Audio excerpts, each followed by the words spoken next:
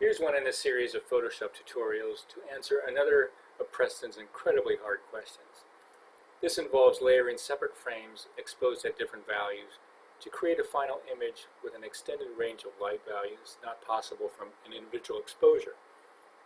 One example would be this photograph of the August 21st total solar eclipse, where I layered 9 different frames at different exposures to create this image showing a lot of detail in the solar corona. The best way to start is with the raw files. Using Adobe Bridge as an editing software and something that you could transfer files to Camera Raw and Photoshop is a good way to start. The easiest way is to go to your Adobe Creative Cloud window, the Adobe CC, and look at the various apps and programs you have installed. You probably have Lightroom installed already and Photoshop CC. Bridge comes with the whole package, the photo package, essentially is free. So either install Bridge or open it up. You can go to any of the folders that you have saved on your computer. I've got a folder named Preston that I've opened up. It's got his two images of original image of the M42 Orion Nebula, and then one that he processed himself.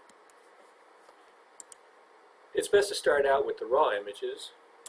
If you hold down the Shift key and start clicking the files, you'll be able to click all of the files that you have. You go to File, Open in Camera Raw. That will put all of the files into the Camera Raw application. It's basically to take a look and see if you need to make any improvements. If you've got a whole series, it's best to select one, hold down the Shift key, and continue selecting until all of them are selected. That way any changes that you make on the adjustments will apply to all of the files all at the same time. Once you're finished with that, you've got to go down to the bottom right hand corner and click Done. So you've got still your raw files. You go to Tools, Photoshop, load files into Photoshop layers. So this will help you initially put the images that you want to work on into layers in Photoshop. You click on that, and Photoshop works away. So you can see I've got the layers window open on the right side here, and the two files that I chose are now two separate layers.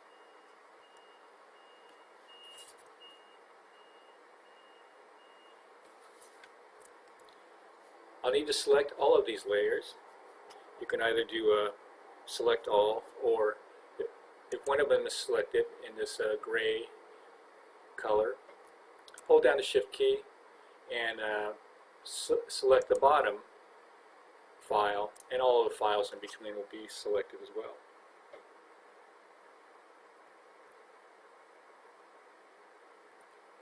Up here on the upper right hand corner, where these little lines are, is a menu. You click on that and you get all sorts of options here. Go to the middle and you will want to convert to Smart Object. So let's do that.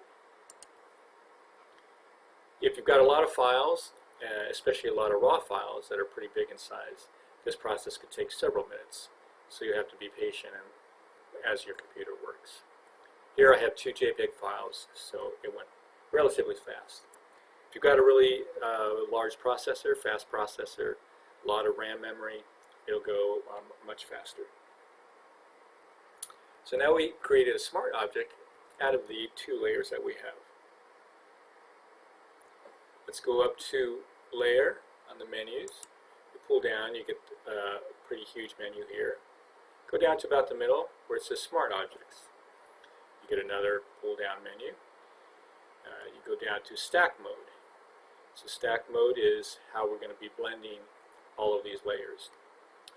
You go up to Mean, And that is the mode that we would want to blend the different layers that will blend the light and the dark together in creating an image with much extended light range. Click on mean, and again, this process is pretty quick because I have 2 JPEG files here, but if you've got the full raw images, it could take your computer a while to process. It'll be processing each of the layers separately, so you'll be able to see the image start to form on your computer screen. So this is blended the 2 images that we have. The longer exposure that Preston did for M42, getting a lot of the wispy nebula in the outer regions. The shorter exposure of basically the core of the nebula that gets overexposed when you do longer exposures and create some detail there. So now we can work on this to improve that. That's actually pretty good as it looks. And we'll go into layers again, since we're already in layers, and start to work on individual details on this image. I've got windows open that automates a lot of this, adjustment layers, properties, the histogram, and I have my info box open so I could check the various colors, but also the density of the blacks and the whites. Go up to the layer item in the menu and come down a little bit, and you'll see new adjustment layer. These are all the different adjustments that you find under image. So you see brightness, contrast, levels, curves, exposures, vibrance, hue, saturation. I mainly use the adjustments called curves, hue, saturation, and a little bit of the level sometimes. If you notice that, the list there, and then we go up to image and adjustments, it's pretty much the same. Brightness, contrast, levels, curves, exposures, vibrance, hue, saturations. So they're all pretty much the same. When you select the one from layers, you're creating a new layer. So it'll ask you in this box, create a new layer. You click OK, and you'll see over here on the right hand side in the layers box a layer called Curves 1. I have the properties window open here over on the left side, and you'll see a miniature version of the curves window that usually opens up when you're working in curves. What I'll do here, I'll just start with the contrast. This is actually pretty good. I'll add a little bit of contrast to increase the blacks by putting the cursor on the lower left hand corner. I drag this over slightly. You see the blacks increase a lot. What this also does is that since we're basically darkening slightly the image, you're masking a lot of the noise, the grain that shows up in the high ISO long exposure pictures that we're taking. So that looks pretty good. I'll do another layer. The great thing about the adjustment layers is that you can keep doing even the same type of adjustment many times, and so you could fine-tune the actual look of your picture. I'll go back to curves, create another one, say yes, and we look over at the layers box on the right hand side, we see curves 2. So what I'm looking at here is, let's see, I want maybe a little bit more of the nebulosity out here and down here. I'll go to the upper right hand corner of my curves graph here, grab onto the line there, and move it a little bit to the left, and as you see, the lighter portions are getting brighter and brighter. And also, as you can see, the middle part starts to get blown out, a little overexposed, but don't panic. Here's the real magic of curves and the adjustment layers. So we go back, put your cursor back onto the little rectangular window which says Curves 2. A little dialog box will open up that will say Layer Mask Thumbnail. Click on that once, and we look back at our Properties window, and you'll see it labeled Mask. So, and you'll have lots of options here. Go down to the Invert Layer Mask, which is what we want to do. So we see This is the change that we made in curves on that one layer. We hit invert, and now we're essentially reverting back to the original brightness of the file that we had before we made any sort of changes. What we've done is now the changes that we made, imagine a layer that's underneath this picture with the brighter changes on it, and we want those to slowly show through. We want to make this top layer a little bit transparent so those show through, but in a controlled way so that we just have as much of the brightness that we want on just certain parts of the picture. So make sure that your foreground color is white. There's a little tiny boxes, white and black boxes that say default foreground background colors. If you click on that, the larger squares will turn to white and black, with white on the left side, black on the right side. And so white is your foreground color. Also on your toolbar here, you go up a little ways and you'll find the brush tool, which is what you'll need here. You click on the brush tool, and this pull-down menu will give you the size, the hardness. You want a hardness of 0 because it'll make it very fuzzy around the edges. The size you can set either here, and you move the cursor back to your picture and you'll see the actual size of the brush you're using. You can also use the bracket keys. Right hand bracket key will increase, left hand bracket key will decrease. So I'll set it fairly large. Opacity is the next thing you need to be aware of. I'll start at 100%.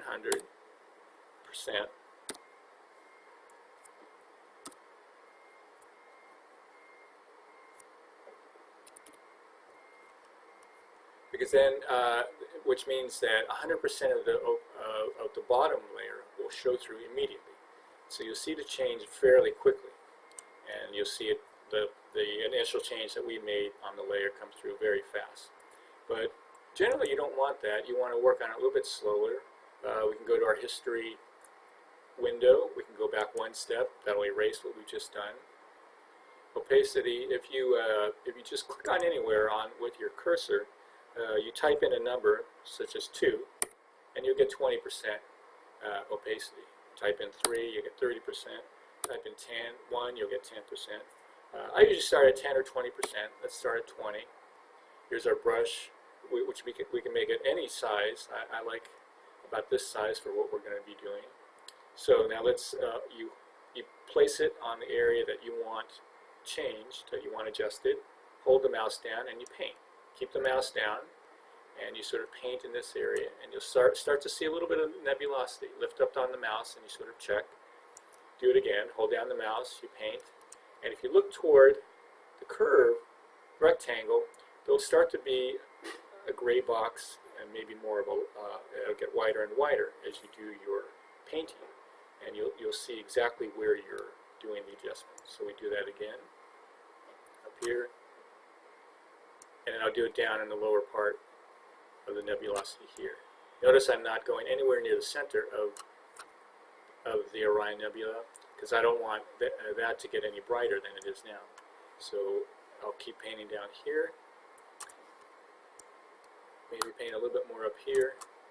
I'll go over to the star over here, do it once, and you get a little bit of brightness there. Maybe I'll do it one more.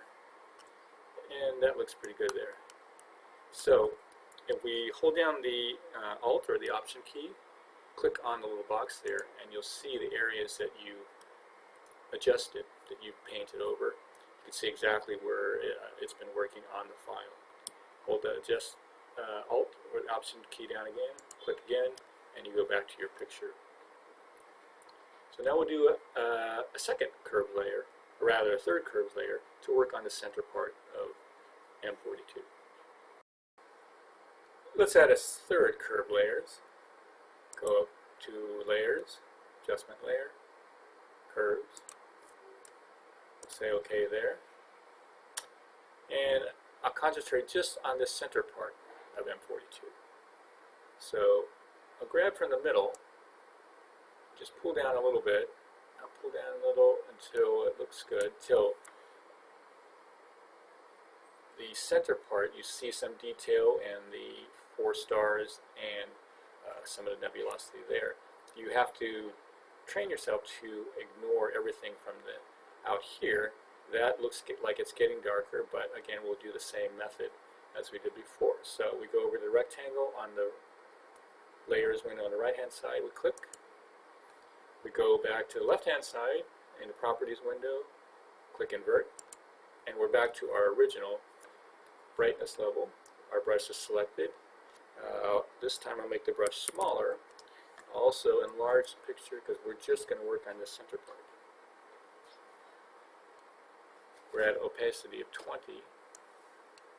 So I'll hold down, I'll paint around here, and there's a very subtle darkening of the nebulosity there. I'll zoom back out and zoom back in a little bit more. Try it a couple times. You don't want to get it too dark. So the way we could check is we click off and on. That was before, here's after, so a little bit more detail. Again, by this method, we didn't touch any of the outer nebulosity here, none of the stars, the star over here. We're just concentrating on here. And so that we get an image where you have a lot of detail in the center part, which can be very bright, plus some detail in the outer regions of the nebula here. We have all the layers in this image now. What I'll do is I'll save it with all of these layers, so in case I want to go back to work on the picture, I'll have all of the layers still available to work on. I'll go to File, Save As. I'll find a folder in which to put this, and I think we were working in the folder called Preston. I'll name it M42, Preston. I'll select TIFF, T-I-F-F, it's at the very bottom of this big pull-down menu. A TIFF file we'll save it uncompressed as a very full file, everything that you've worked on, so that you'll have a master file that you could work on and that hasn't been compressed at all. I'll click Save. You can do some, there is a mild image compression.